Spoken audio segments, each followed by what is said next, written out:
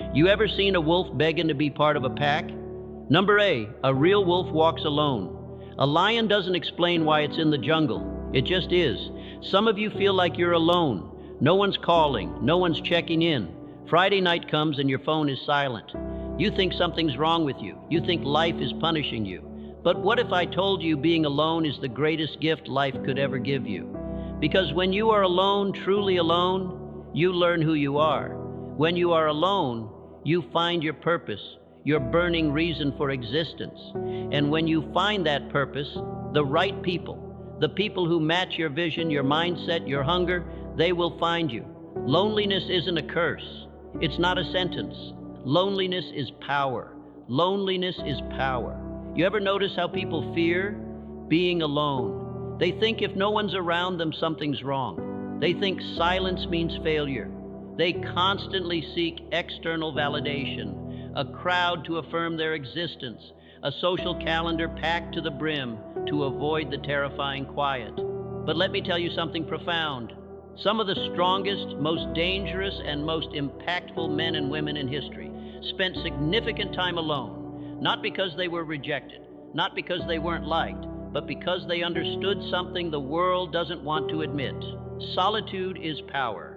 It's the crucible where true character is forged far away from the applause and the judging eyes of others. It's in the quiet spaces that vision crystallizes, plans are meticulously laid, and the inner voice of wisdom finally gets heard above the den. When you're alone, you're forced to deal with yourself. There are no distractions, no background noise, no fake friends hyping you up when you don't deserve it. It's just you, your raw, unfiltered thoughts, your undeniable reality, and that is where real growth happens. That's where you strip away the layers of pretense, the borrowed opinions, and the societal expectations that have been weighing you down. This isn't just about introspection, it's about confrontation, confronting your weaknesses, your past failures, your deepest insecurities, not to wallow in them, but to dissect them, understand them, and ultimately transcend them. Most people avoid themselves at all costs. They surround themselves with people with entertainment with endless streams of nonsense just so they never have to sit in the deafening silence and ask the uncomfortable questions. Who am I really? What do I truly want from this one life? What am I willing to sacrifice? What am I willing to do for it? Even if it means alienating some or all. A man who cannot be alone is weak. He relies on others to fill his time, to give him purpose, to validate his very existence. His sense of self is a reflection of external approval, a fragile construct that crumbles without constant reinforcement. He's a puppet of public opinion, swayed by every fleeting trend, incapable of independent thought or action. But a man who can walk alone, who embraces his own company, that's the man who holds all the power. He doesn't need permission to move. He doesn't need approval to chase his vision. He doesn't need constant reassurance to believe in himself, because his belief is an internal flame, not an external spark. He's dangerous, not because he's reckless or aggressive, but because he's disciplined, because he's built his strength, his resilience, and his conviction in silence, bricked by silent brick, far from the critical gaze. Look at the greats, the warriors, the kings, the legends, the innovators, the philosophers. Every single one of them at some point walked alone. Why? Because they understood that loneliness wasn't a punishment, it was preparation. It was the training ground while the world was laughing, partying, wasting precious time on fleeting pleasures.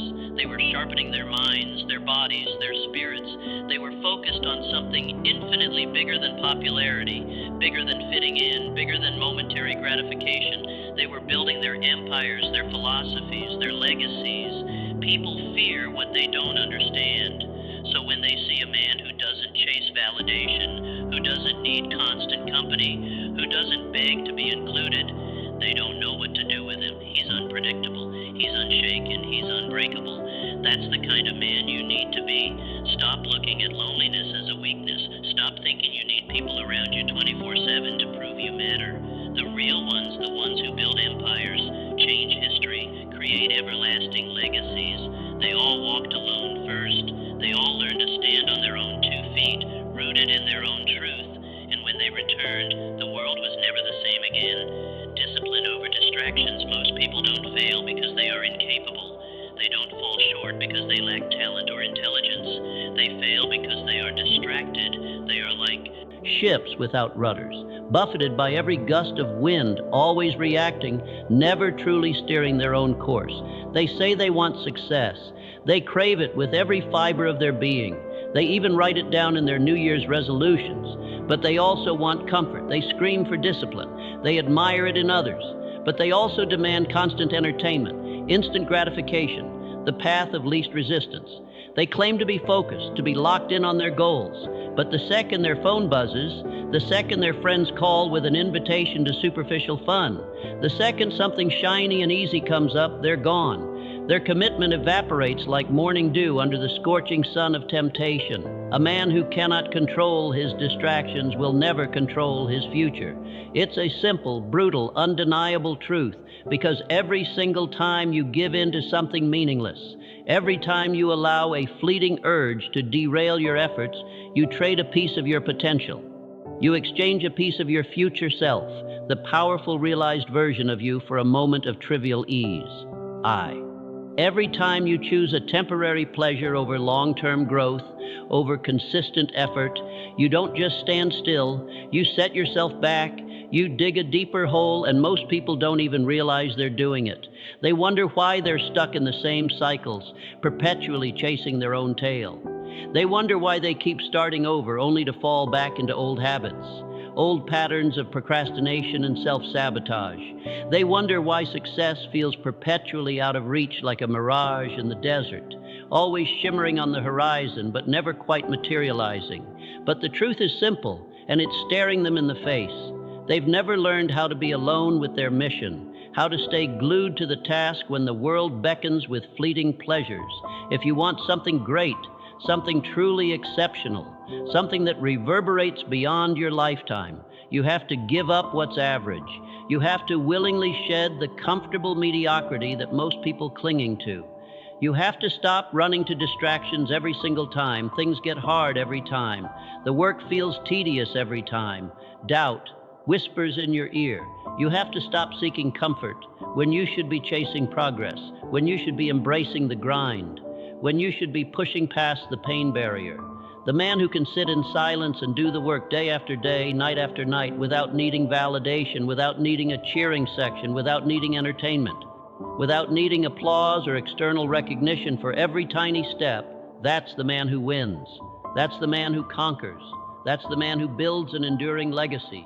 Discipline isn't built in crowds. It's not forged in parties amidst the clinking of glasses and shallow laughter. It's not cultivated in conversations that lead nowhere, but superficiality and gossip discipline is built in those lonely hours when no one is watching, when no one is clapping for, when no one even cares what you're doing, when your only witness is the silence, the real test of your character, very essence. It's not how hard you work when people are looking, when the spotlight is on you. It's how hard you work when no one sees, when no one checks in, when it's just you and the quiet, relentless pursuit of your profound. People fear this quiet. They fear the absence of stimulation. They think it means they're missing out on life, missing out on fleet. They believe that if they're not constantly engaged, constantly entertained, they're not truly living. But the ones who truly understand, they move differently. They carry a silent power. They don't get distracted by nonsense, by fleeting trends, by the endless noise of the world's trivialities. Why? Because they've tasted focus.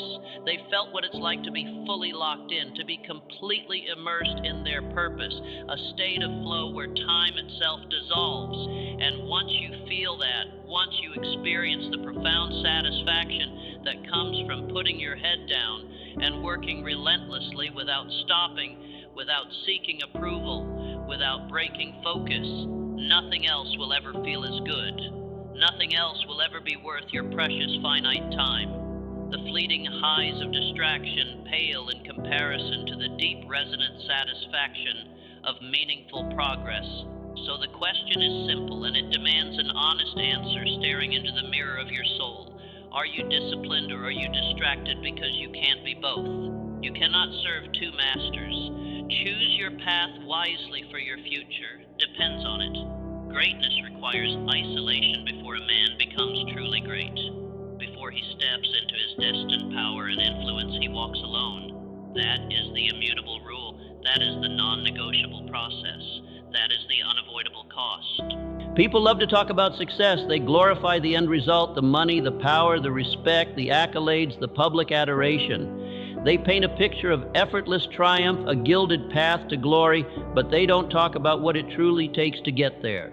They don't tell you about the nights spent alone wrestling with doubts, fighting against the urge to quit pushing through bone-deep fatigue until the early hours. They don't show you the hours grinding in silence, the meticulous planning, the painful self-correction. One, the sacrifices. Nobody sees the moments of profound isolation that stretch into weeks, months, even years. They present the polished facade, the triumphant moment the summit reached, but they conveniently omit the deep, often painful isolation that built it, because before any man reaches his peak, before he ascends to his rightful place, he has to go through a season where it's just him, his unwavering vision, and nothing else. No crutches, no cheerleaders, no external validation, just the burning fire within. And here's the brutal reality. Most people don't make it past this stage because they can't handle that part. They lack the fortitude for the lonely climb. They crave companionship. They want constant reassurance, a soft hand to hold a voice whispering encouragement. They desperately want someone, anyone, to tell them they're on the right path, that they're not crazy for chasing such an audacious, seemingly impossible dream. But that's not how greatness works. Greatness is a solitary journey, at least in its foundational stages. The biggest moves, the most powerful transformations, the deepest breakthroughs in understanding and capability, they don't happen in front of cheering crowds. They don't occur in the comfort of a social gathering. They happen in solitude. Think about the warriors of the past, the kings, the revolutionary leaders, the icons who reshaped their worlds, the scientists who unlocked the universe's secrets, the artists who redefined beauty. They didn't rise to power surrounded by comfort and constant affirmation. They weren't held up by 1,000 hands telling them how magnificent they were. No, they had to disappear first. They had to be alone. They had to train in the dark, suffer in silence, build themselves from nothing but their own relentless, resolve their sheer willpower. Because the moment you decide to chase something bigger than yourself, something that truly challenges the status quo, something that demands a higher version of you, the world will test you. It will strip you of distractions. It will take away the people who don't belong, the dead weight holding you back, the influences that dilute your focus. It will make sure you are truly ready for the magnitude of your calling, for the weight of your crown. This is where most men break. They feel lonely, and in their fear they run back to comfort, back to familiarity, back to the known, to the well-trodden path of mediocrity. They feel misunderstood, and in their desperation for acceptance, they start explaining themselves, justifying their ambitions to people who will never get it, who will never understand the unique fire burning inside them. They feel like they're missing out, seeing others enjoy fleeting pleasures, and they crawl back to mediocrity, back to the average, just to feel included, just to belong to a crowd that is going nowhere. But the ones who make it, the truly exceptional ones, they embrace the solitude. They don't just tolerate it, they use it. They sharpen their minds, their bodies, their skills, like a master craftsman honing his tools to razor-sharp precision. They build their empires in the quiet, in the shadows, laying the groundwork with meticulous detail so that when they finally step back into the world, they don't just fit in, they take over. They command attention. They reshape the landscape. The journey to greatness is not crowded. It's empty for a reason, because only a few are willing to walk it. Only a few are willing to endure the crucible of isolation, the refining fire of self-reliance, and only a few come out on the other side as legends, as history makers, as the architects of a new reality. Silence builds strength. Silence is the most uncomfortable thing for most people in this noisy, overstimulated world. They run from it as if it were a physical threat. They fill every waking moment with noise, with distractions, with anything and everything to avoid sitting alone with themselves, with their own raw, unfiltered thoughts. But a man who wants to be strong, truly undeniably strong, with a strength that emanates from his core, must learn to embrace silence, because in that profound silence you face yourself. There's nowhere to hide. You confront your weaknesses, your deepest fears, your nagging doubts, the uncomfortable truths you've been avoiding. And most men can't handle that raw confrontation. They are terrified of what they might find. They drown it out with constant entertainment, with pointless conversations, with empty distractions and superficial connections. They confuse motion with progress, thinking that by staying busy, by constantly moving, they're moving forward. But movement isn't progress. Noise isn't growth.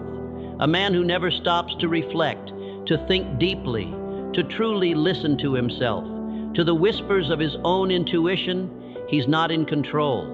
He's just drifting a leaf carried by the wind of external stimuli, a passenger in his own life. The strongest men in history understood the profound power of silence. They knew that real strength isn't found in the crowd, in the roar of adulation. It's not in the loudest voice or the biggest following on social media or the most public displays of bravado. It's in the mind of the man who can sit alone without distraction, without external validation, and still be at peace, because that man doesn't need the world to tell him who he is. He already knows his identity is self-authored, not socially constructed. Silence reveals the truth. It strips away the masks you wear, the personas you adopt for others, the comfortable lies you tell yourself. It shows you who you really are. When there's no one to impress, no one to entertain, no one to pretend for. And for some, that realization is terrifying, because they don't like what they see. They realize they're weak, unfocused, unsure of themselves, adrift, defined by external forces, and instead of fixing it, instead of confronting those uncomfortable truths and initiating change, they run. They surround themselves with more noise, more distractions, more people to make them feel comfortable, to numb the painful self-awareness. But comfort doesn't build warriors. Comfort doesn't forge greatness. Comfort only breeds complacency and decay. A man who can sit in silence and sharpen his mind, who can dissect his thoughts, analyze his mistakes, strategize his next moves, and envision his future with crystalline clarity, that's a man who cannot be broken. He's not shaken by opinions, by criticism, or by the fleeting judgments of others, because he's already faced his own deepest doubts and emerged stronger. A diamond forged under immense pressure. He's not desperate for approval, because he's already learned to validate himself from within, from the undeniable truth of his own progress. He's not afraid of being alone, because he's used that solitude to grow stronger, to build an inner fortress of resolve that is impenetrable. You must learn to be silent. You must learn to listen to yourself, to your deepest instincts, to the profound lessons life is trying to teach you in the quiet moments, in the space between breaths. And when you step back into the world transformed by this internal work, by this profound self-mastery, you don't move like the rest. You're not desperate for attention. You're not begging to be seen, to be validated by the crowd. You walk with a presence, an undeniable confidence, a quiet power that only comes from a man who has conquered himself, who has mastered his own mind. And that kind of man changes everything. He doesn't just adapt to he reshapes it. He leaves an indelible, a legacy of profound impact. You outgrow the average. Most people don't truly understand what happens when you start leveling up. They think growth is a simple linear progression. Work harder, get stronger, become smarter, accumulate more skills. They envision an ever-expanding circle of influence with everyone from their past, cheering them on. But what they don't realize is that real growth, profound, often painful price. And that price is that you will outgrow people. Not just some people, but often many people. At first it's subtle, a quiet discord. The conversations you once cherished don't feel the same. They lack depth, purpose, challenge the things that used to excite you. The activities you once enjoyed with old friends start feeling empty, shallow, unfulfilling, like a worn-out record, playing the same old song. You might sit in a room full of people you've known for years, even decades, and instead of feeling connected, you feel a profound sense of distance, a quiet alienation, as if you're speaking a different language. It's not because you're inherently better than them or more valuable. It's not because they're bad people. It's simply because you are changing, evolving, transforming, moving onto a different frequency. And when you change, the world around you reacts often in unexpected and uncomfortable ways. People say they want to improve. They talk a good game about self-development, personal growth, and chasing dreams. But most don't. They want the idea of improvement without the pain of change.